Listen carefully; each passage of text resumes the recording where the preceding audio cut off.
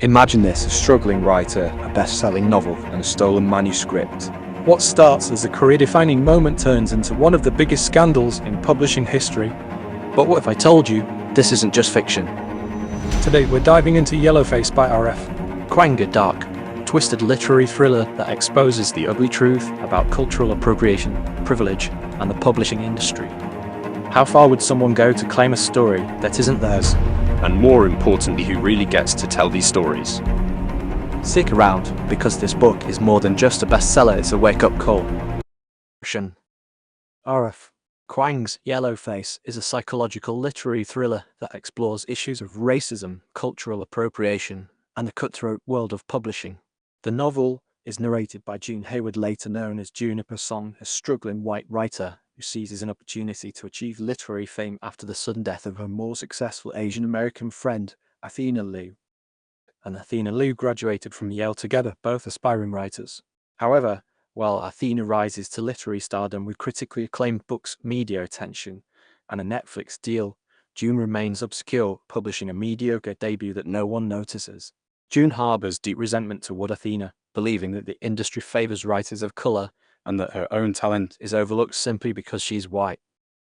One night, Athena invites June to her apartment, where she reveals her latest manuscript, a meticulously researched historical novel about Chinese laborers who fought for Britain during World War I. June is envious of Athena's ability to blend literary prestige with commercial success. Athena suddenly dies in a freak-choking accident in front of June. Panic and opportunity collide. Seeing Athena's unpublished manuscript on the table, June impulsively takes it. After some minor edits, she passes it off as her own work, convinced that she alone can bring the story to life. June rebrands herself as Juniper Song, using her middle name to appear ethically ambiguous, and submits the manuscript to her agent. To her surprise, the book is picked up by a major publisher and marketed as an important, groundbreaking novel about forgotten Chinese history. The book, now titled The Last Front, becomes an instant bestseller. June is catapulted to the fame she always craved. June's success is overshadowed by growing suspicions. Athena's old friends, particularly fellow Asian American writers, begin questioning how June, a white woman with no real connection to Chinese history, was able to write such an authentic story. Rumors swirl that the novel was stolen. The internet digs up Athena's past notes and drafts, and accusations of cultural appropriation begin to mount. June fights back, crafting a public persona as an embattled writer facing cancel culture. She insists that she alone wrote The Last Front and argues that anyone should be able to tell any story. At the same time, she secretly edits Athena's original drafts to raise evidence of plagiarism. June also goes on a defensive rampage, harassing critics, creating fake online accounts to spread misinformation, and even stalking a young Asian American writer who is close to uncovering the truth. As her paranoia grows, she becomes more desperate to maintain her success. The truth becomes undeniable. A damning piece of evidence surfaces: Athena's original manuscript stored on her old laptop. June's lies unravel in spectacular fashion, and the literary world turns on her. The publishing industry, which once hailed her as a bold new voice, now distances itself. In the final moments of the book, June, completely isolated, still refuses to admit her wrongdoing. She convinces herself that she was the true victim, a misunderstood genius, and that history will vindicate her. Appropriation and racism. The novel critiques the way the publishing industry exploits diverse stories while sidelining actual diverse voices. June justifies her theft by claiming that literature belongs to everyone, ignoring the systemic barriers that kept Athena's success so fragile.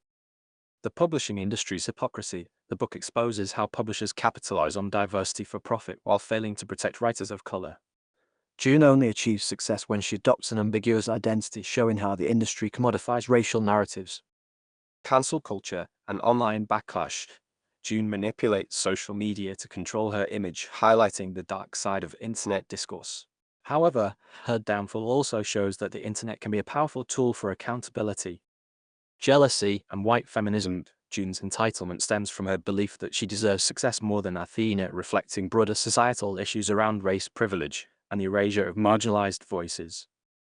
Face is a sharp, gripping novel that blends satire, suspense, and social commentary. Through June's morally grey perspective, Kuang forces readers to confront uncomfortable truths about race, privilege, and the ethics of storytelling. The book is both a thriller and an indictment of the literary world, making it one of the most thought-provoking reads of the year. So what do you think? Is Yellowface just a thrilling story, or is it a brutally honest reflection of the publishing industry today? Let's talk about it in the comments. If you enjoyed this breakdown, don't forget to hit that like button, subscribe for more deep dives into books and pop culture, and turn on notifications so you never miss an upload.